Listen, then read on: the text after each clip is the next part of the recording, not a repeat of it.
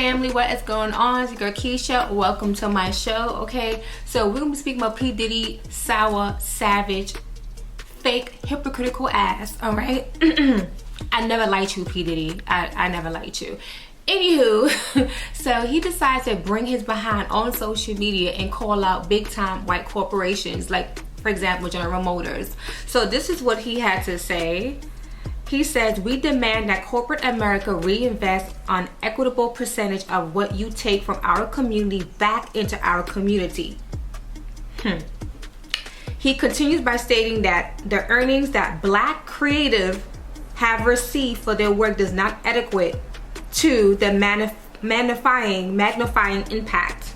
If you love us, pay us. Not a token investment, not a charity check or donation. So this is what this crazy ass dude had to say. So of course, you know, black Twitter and social media just went at P. Diddy. They went for the neck, okay? They went for the neck. So they was calling him out, talking about, Diddy, I know you not talking about not paying people. You took a lot from Negroes and you did not give back to the artists that put money in your damn pockets, mother sucker. You got some damn nerve. So let me give you guys a list, okay? So bear with me, because about 20 people. Some people I don't really know. I never knew until looking this up. So for example, number one, rest in peace, Craig Mack, okay? So Craig Mack had that famous song, Flavor in Your Ear. And I don't know if you guys realize and notice that Craig Mack had a powerful voice too. Like his voice was deep and, you know what I'm saying? Like Craig Mack would have been a star. Unfortunately, with him dealing with P. Diddy, it just never went no doggone where. After Flavor in the Air and then the remix, it was a done deal for him, okay? Then you have Total. So Total, you know, Keisha, Kima, Pam, you know, they was doing their thing. I got some of their joints on my phone. You know, they were definitely doing their thing. But, you know, P. Diddy lost interest in them too as well. They had an album, The Bad Girls of R&B. Then they had another self-titled album, Kima, Keisha, Pam, and then, you know, that went gold. P. Diddy got tired of their ass, dropped them like a bad habit. Shame on you, P. Diddy. Then you had Mace. You know, I think Mace was a little bit more okay with P. Diddy, I guess, out of all everybody else. But, you know, we don't know what P. Diddy paid him. We don't know how much money he was getting from P. Diddy, because Mace later on called P. Diddy out too, so clearly Mace was having some issues with him too as well. So you have 112. Y'all remember 112, Peaches and Cream, but they said it was actually PUSSY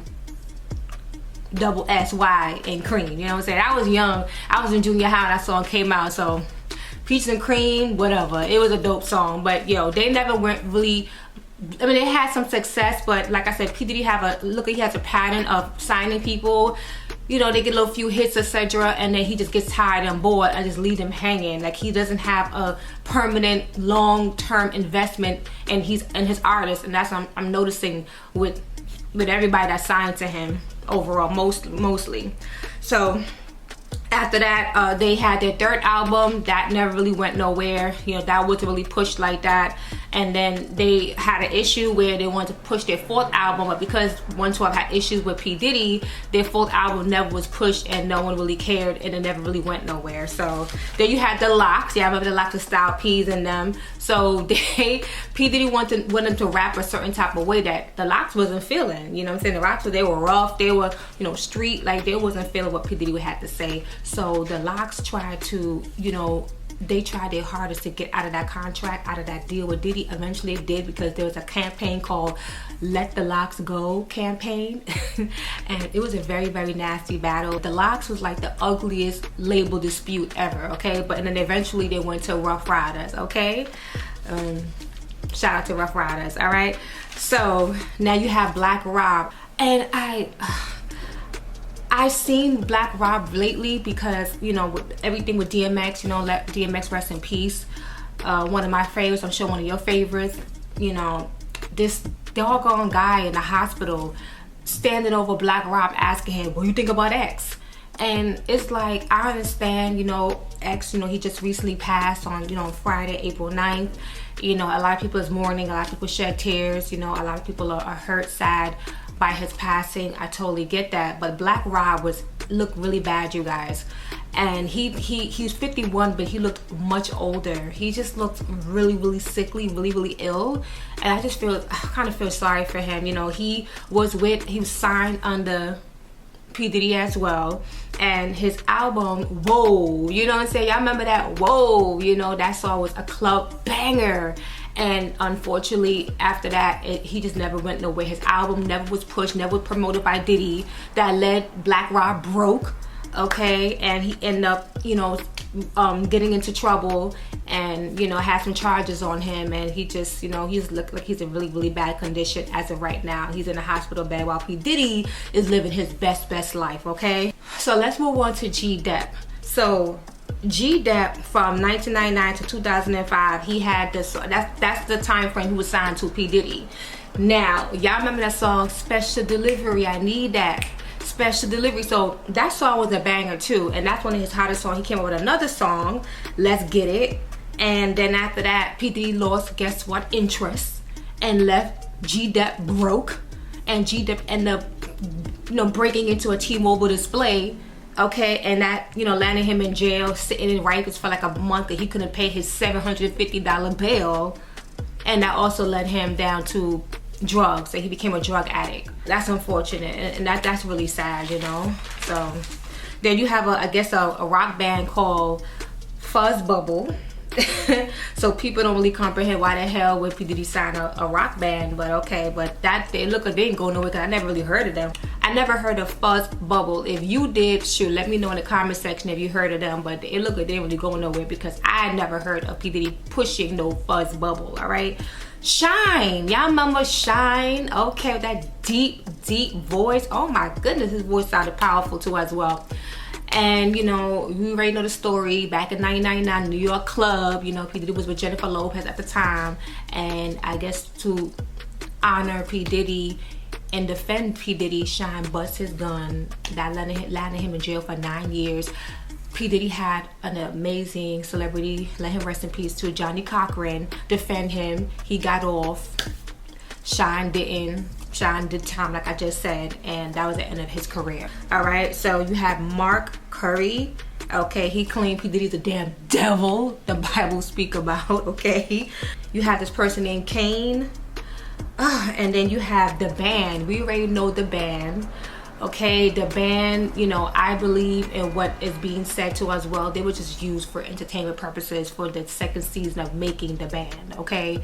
We already know the infamous, you know, going to, you know, walking, you know, hours to go get some cheesecake, and how poorly they were treated, and just humiliating, and just disgusting how they were treated. You know, that there was no need for that, P. Diddy. You are a scumbag for that, all right? Okay, then you have Cassie, but she was P. Diddy's, you know, woman, and people believe, and I kind of see it too, that he was just with her. You just with her for her looks. I mean, he wasn't trying to promote her music, because she didn't go nowhere with P. Diddy. How you with a big time mogul like P. Diddy? You're supposed to be popping. You're supposed to be on the charts. You're supposed to be like that girl. And Cassie never went no damn where. Cassie was with Diddy for like 10 years. Oh my goodness, what a waste of time. You know, he never married her, never did anything really to heighten her career, to push her career. You know, he's never did anything for that woman, and eventually she got tired and left his ass where he belonged, the dust. All right, then you have Dandy Kane. Aubrey O'Day stayed calling out P. Diddy. She called him out like at least 2 times before, okay? Like she don't pay his artists, and he's intrigued artists well. Faith Evans. Now Faith Evans was somebody that should have been priority, a #1 priority to P. Diddy. She was the wife of your man. Okay, that's your man's. How the hell you don't take care of the wife that was your right hand man, which was Biggie Smalls? What kind of garbage is this? Out of everybody else, Faith Evans should have been #1. #1. I mean, everybody should have mattered too. Don't get that twisted. But Faith Evans, you should at least make sure Faith Evans, the wife of your best friend, should have been taking care of P. Diddy. You was wrong for that. So she had a second album, sophomore album. It did pretty good. It went platinum, but P. Diddy never helped promote it. You know what I'm saying? Thankfully, it went somewhere, but P. Diddy never helped her. And eventually she realized that P. Diddy is an asshole and wasn't really trying to help her, and she left the label. She left Bad Boy. Then you have Asim, I guess he was like a ghostwriter, tried to do music, tried to put out an album, and I guess that never went nowhere. Then you have Mario Winans, you have Carl Thomas. Who remember Carl Thomas? Carl Thomas was nice, okay? Then you have Loon. So Loon was having his issues too. He left Loon hanging. Loon didn't make no money like that. You know, Loon said, F it, I'm gonna go take my ass to Islam. He joined the Nation of Islam and he doing his thing over there. Then you have Cherry Dennis.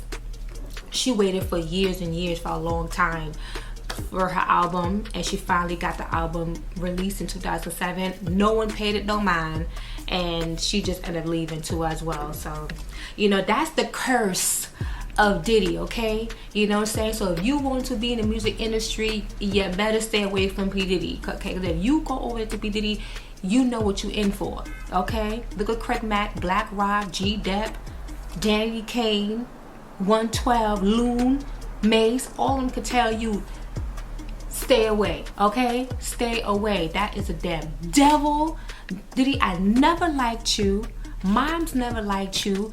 No one really liked you like that. You can't dance, you know, but you got your skin looking great. I mean, you do look nice, Diddy. I'll give you that. You age pretty well. But the fact that you looking good, looking healthy, eating well, doing your thing, buying moms a Bentley, she damn near a century old, and yet you taking care of mom, which that's your mother, you take care of your mom, but take care of your artist. What about being your brother's keeper? Again, going back to Faith Evans, that should have been the woman that should have been a huge priority to you, P. Diddy. You know, it's sickening. So stop being a hypocrite, P. Diddy, and take note. Stop being a hypocrite. Don't do that. If you don't call out white corporations, look into the mirror. Look into the mirror, okay? Because you just as hypocritical and a user just like them. So don't come for them and then you doing the exact same thing, P. Diddy. I don't rock with you and I never did, okay? Stop that, brother. Get it together. Feed your people. Help out your artists. Don't do that. You know what I'm saying? Sickly in the hospital bed. Come on. While you living good, you eating good.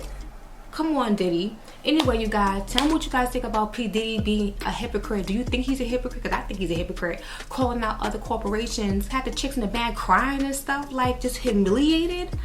Dude, a cheesecake? I'm not over that, P. Diddy. I would never get over that. If you gonna let people walk hours, no limo, no taxi, nothing. You gonna let them walk on foot hours just to get you a cheesecake. Dude, you are sick. You sick, Diddy. You need help. Anyway, tell me what you guys think about P. Diddy. Tell me what you guys think about the artist I was signed to him. Leave a comment, okay? And don't forget to subscribe, hit the like button, and come back for another one. All right, peace.